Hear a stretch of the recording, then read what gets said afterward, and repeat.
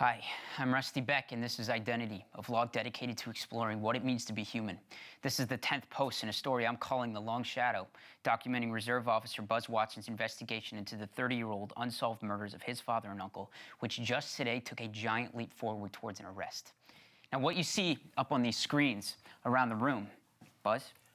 Yes, this is the extrapolation software that makes full fingerprints out of partials and managed to identify one of the suspects in my father's murder.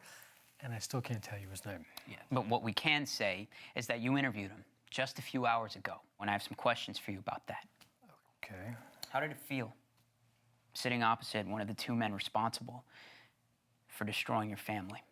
I don't think I can put that into words. Try, though. Well, I was nervous. I was mad, but I couldn't lose my temper except professionally. It was upsetting and frustrating, but also helpful. It was a lot of things. So, very emotional. And then at one point, you threatened to move the suspect from one prison to another.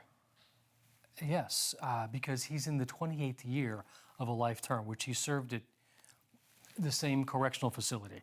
He has friends there, he has relationships there, and as prisons go, it's fine. So my leverage in gaining his cooperation was threatening to transfer him to another prison, famous for being one of the worst in America. And then when he stalled, you stood up and you walked out. Right, because in my reserve detective class, they tell you at some point during the interview you should leave the room to give the suspect a moment to consider their circumstances. And then he called you back in. Yes, because he believed I was fully prepared to transfer him, and I was. I'd already filled out the paperwork. But he didn't confess. Instead, he said that he had an alibi. Without even having to think about it 30 years after the fact.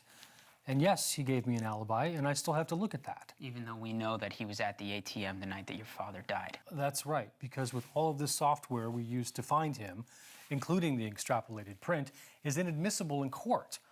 And if I don't check his alibi... I know the defense will say that you didn't look everywhere you could, and then hold their breath until they're blue in the face. One final question. Okay. Now, this suspect was one of only two men who robbed the ATM that night, but he didn't shoot either your father or your uncle himself.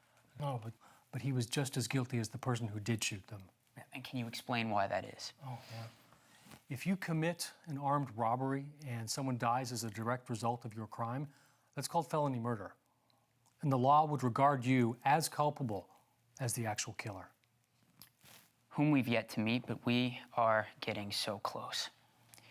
Please don't miss my next post where hopefully we will find the suspect's girlfriend and hear what she has to say regarding his whereabouts 30 years ago on that cold February evening where Jay and Stephen Watson lost their lives.